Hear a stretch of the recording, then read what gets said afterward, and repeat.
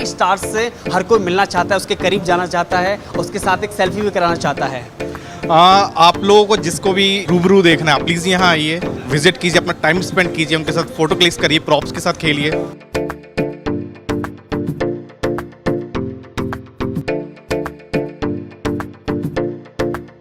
इसको नोएडा में स्थापित करने की वजह क्या है?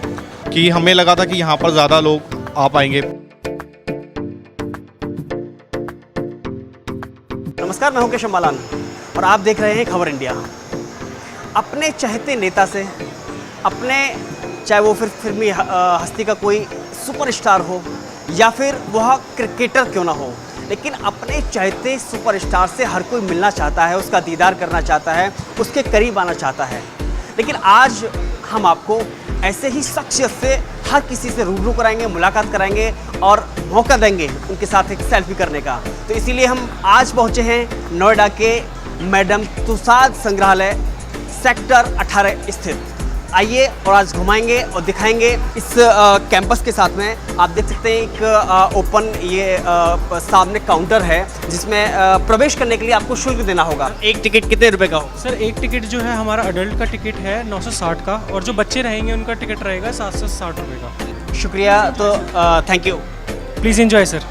Thank you sir. तो देखिए हमारे हाथ में अभी काउंटर से अभी पेमेंट का रिसीव ये स्लिप है, ये हमें मिल गया है। और अभी इसी के साथ में हमें आगे मिल गया है Madame Tussauds India, DLF mall of India Noida.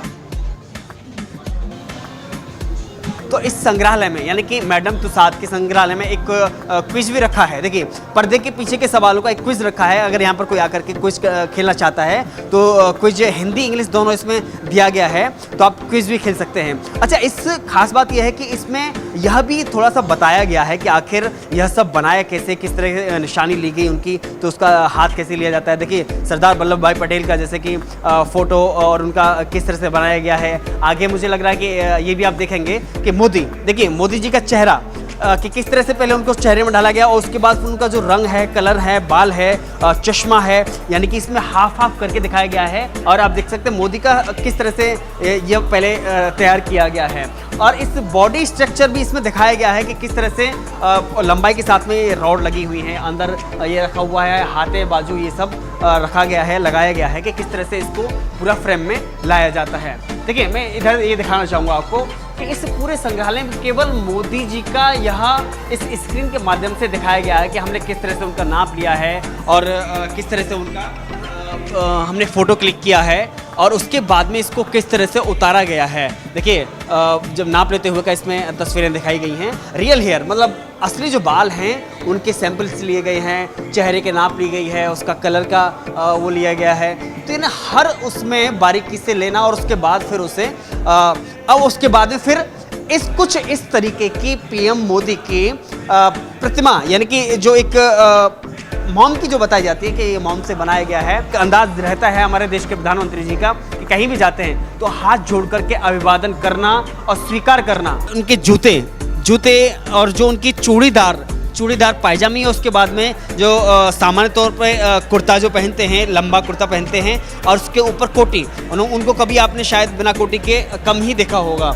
और उसके साथ में ही हाथ जोड़ करके नमस्कार की इस मुद्रा में देश के प्रधानमंत्री यानी कि राजनीति की एक शख्सियत को यहाँ पर रखा गया है। और आप देख सकते हैं हूबहू उनके चश्मे हैं, उनका चेहरे का रंग है, कलर है, दाढ़ी सफ़ेद, उनके बाल भी सफ़ेद हैं, तो हूबहू उनको यहाँ पर उतारा गया है। फिर आगे चलते हैं उन महान हस्तियों की तरफ कि जहाँ इस देश में आज़ादी में अपना योगदान दिया, लेकिन महात्मा गांधी, जिनको राष्ट्रपिता महात्मा गांधी कहा गया, उनकी एक लाठी है, नीचे से चप्पल, उनका पहनावा, लेकिन नीचे से ऊपर इनका देखिए कि केवल एक इन्होंने चादर ओढ़ी हुई है, हाथ में टोपी ली हुई है, यानी कि कितनी साधारण उनका जीवन रहा यह उनमें दर्शाया गया है। अगर हम यहाँ पर देखते हैं तो यहाँ पर बैठे हुए सरदार वल्लभ भाई पटेल और सुभाष चंद्र बोस को यहाँ पर रखा गया है, उनकी इस प्रतिमा को रखा गया है। सरदार पटेल की प्रतिमा को आपने देखा होगा कि गुजरात में देश की सबसे ऊंची प्रतिमा बनाई गई है। और उसी के साथ में अगर इनके इतिहास की बात करें तो सरदार वल्लभ भाई पटेल ने राष्ट्रीय राजनीति का एकीकरण करने का सबसे बड़ा काम और सबसे बड़ा एक अभियान उन्होंने चलाया था। अगर बात करें अपने सुभाष चंद्र बोस की तो आज़ाद हिंद फौज बनाने में, यानी जापान के सैनिकों के सहयोग लेकर के आज़ाद हिंद फौज बना करके यहाँ पर खड़ा करना सबसे बड़ा काम सुभाष चंद्र बोस का रहा था। और अगर अब बात करते हैं उस शख्स की कि जो एपीजे अब्दुल कलाम यानी कि देश के राष्ट्रपति रहे, राष्ट्रपति के साथ में वो एक वैज्ञानिक थे, महान वैज्ञानिक, एक ऐसे वैज्ञानिक कि जिन्होंने अलग अलग परीक्षण किए, उसके साथ में आज भी वैज्ञानिकों के आदर्श कहे जाते हैं, उनके आदर्शों पर लोग चलते हैं, अपना सपना सजोते हैं।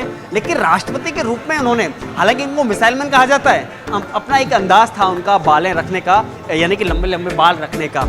लेकिन बात करें मिसाइल मैन की तो एक अलग ही अंदाज है। और राष्ट्रपति का एक इनका बहुत बड़ा उदाहरण ये है कि कहा जाता है कि जब ये राष्ट्रपति भवन में प्रवेश किए थे तो भी एक अपना केवल 2 कपड़े और उसका सूटकेस लेकर के, जो हाथ का जो बैग होता है वो लेकर के प्रवेश किए थे। और जब निकले थे, जब कार्यकाल पूरा हुआ था, तो वही एक सूटकेस हाथ में लेकर के वहाँ से विदा हो लिए थे। और अब बात करते हैं उस एक देश के उन शहीदों में जो सबसे नाम आता है, शहीद भगत सिंह। मुझे लग रहा है कि इनके सीना और इनके खड़े हुए उनकी मूंछों के अंदाज से ही देश के युवा के जेहन में वह देशभक्ति का ज्वार पैदा होता है और वह रक्त एक संचार करने लगता है तीव्र गति से कि अगर देश के लिए जीने और मरने की कसम खाने वाला और कौन कैसा हो सकता है, हमारा आदर्श कौन हो सकता है, तो मुझे लग रहा है शहीद भगत सिंह से अच्छा कोई नहीं हो सकता। क्योंकि एक मात्र 23 साल की उम्र में अपना देश के लिए कुर्बान हो जाना और फांसी के फंदे को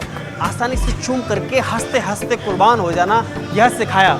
यानी कि देश के लिए जीना कैसा और मरना कैसा, यह अगर सिखाया तो मुझे लग रहा है देशभक्त अपने शहीद भगत सिंह ने सिखाया, जो कि एक सरदार थे जिनकी टोपी अपनी एक पहचान है। और देखिए एकदम अटेंशन में खड़े होना, एकदम ड्रेस में पैंट में शर्ट लगा करके खड़े होना, यह इनका अपना एक अंदाज है।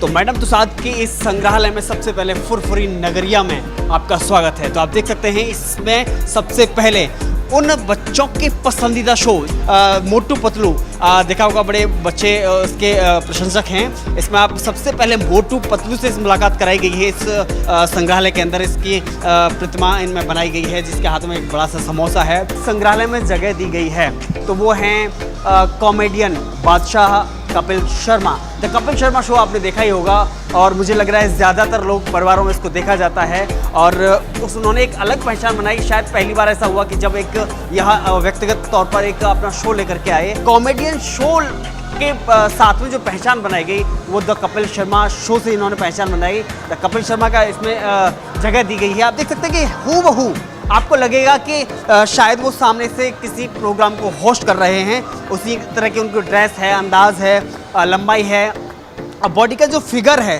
जो सेम एक्चुअल में है वही फिगर यहाँ पर दिया गया है। इसके बाद में जगह दी गई है तो बॉलीवुड स्टार्स को जगह दी गई है। ये आप देख सकते हैं कि इस हॉट सीट पर बैठे हुए हैं कौन? अनिल कपूर। अनिल कपूर भले ही आपको चेहरे से जवान दिखते हों, लेकिन इनकी बड़ी एक खासियत है। कहा जाता है कि लगभग इनकी 65 वर्ष की उम्र है, लेकिन आज भी इनके चेहरे से वह उम्र दिखाई नहीं देती है। एकदम तरोताज़ा जवानी जैसा ही इनका चेहरा दिखाई देता है। और आज हम इनके बगल में खड़े हुए हैं और ये हॉट सीट पर बैठे हैं और अपने खुशनुमा एक कह सकते हैं ना अंदाज इनका हमेशा अलग रहता है। यह एक पुराने समय की जो मशीनें जो दिखाई जाती थी जिसमें हम पिक्चर देखते थे, आप देख सकते हैं कि इसमें अलग अलग देखिए ये डब्बा जैसे इस टाइप का है, इसको खोल करके जो इसमें चलती हुई फिल्में हैं, जो पिक्चर्स हैं जो पहले देखी जाती थी, इसका एक नमूना है। ये जो पुराने समय की जो मशीनें हैं इसमें देखिए किस तरह से फिल्में देखी जाती थी, इसका ये नमूना इस मैडम तुसाद संग्रहालय में रखा गया है। तो अब आगे चलें तो ये हैं रणवीर कपूर। देखिए इनका स्टाइल देखिए, इनके जब भी आप किसी गाने में देखेंगे इनका डांस का अंदाज होगा तो वही अंदाज होगा। तो ये रणवीर कपूर हैं। और अगर इधर बात करें, इधर मैं बात करूँ तो ये वो राज कपूर हैं जो कि बॉलीवुड में एक जो जमाना था, एक जो समय था, अपनी मतलब कलाकारी के साथ में प्रेम को किस तरह से अपनी फिल्मों में रखना है, किस तरह से उसको जगह देनी है। जो देहात में जो प्रेम प्रसंग चलते थे उसके अंदाज में उनको रखा। और सबसे बड़ी बात, मुंबई को असल मुंबई दिखाने का अगर किसी ने काम किया तो वो राज कपूर साहब ने किया। और देखिए इसमें भी उस पर किस तरह का अंदाज दिखाया गया है। देखिए इनका पैंट जैसे कि फटा हुआ है, इनके जूते फटे हुए हैं, ऊंचा पैंट है उस तरह का डिज़ाइन का।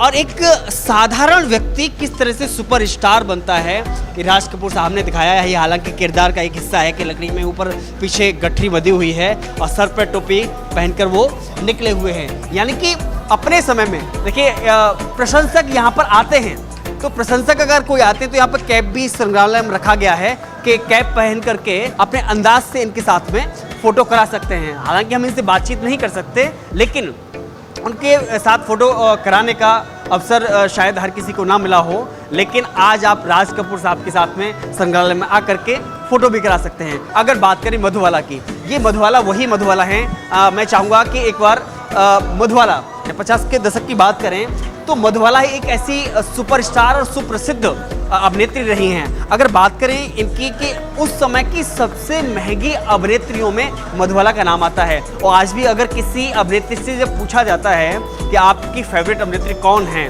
तो वह मधुबाला का ही नाम सबसे ज़्यादा देती हैं। और अगर इनके अंदाज देखिए, आपने आज के समय की अभिनेत्रियों को देखा होगा कि कहीं ना कहीं एक फूहड़ता, एक संस्कृति से दूर जाने का चलन और प्रचलन उन्होंने चलाया। लेकिन आज इनकी मधुबाला की एक इस ड्रेस से देखिए कि मुझे लग रहा है इस तरह के राजस्थानी एक लहंगा सा पहना हुआ है, ऊपर चुनरी ओढ़ी हुई है और पूरा श्रृंगार है। यानी कि उनकी जो अदाएं रही हैं वो एक भारतीय संस्कृति से मिली जुली रही हैं। और भी आगे बढ़ते हैं और भी बातचीत करेंगे। देखिए जैकेट का कहीं ना कहीं एक चलन जो रहता है। टॉम क्रूज देखिए बाइक पर सवार है। टॉम क्रूज अमेरिकी एक अभिनेता हैं टॉम क्रूज। और साथ में यहाँ पर जैकेट भी रखी गई है। यानी कि इनके साथ में अगर कोई फ़ोटो कराना चाहता है तो आप फ़ोटो करा सकते हैं। इनका डिटेल्स यहाँ पर लिखा गया है।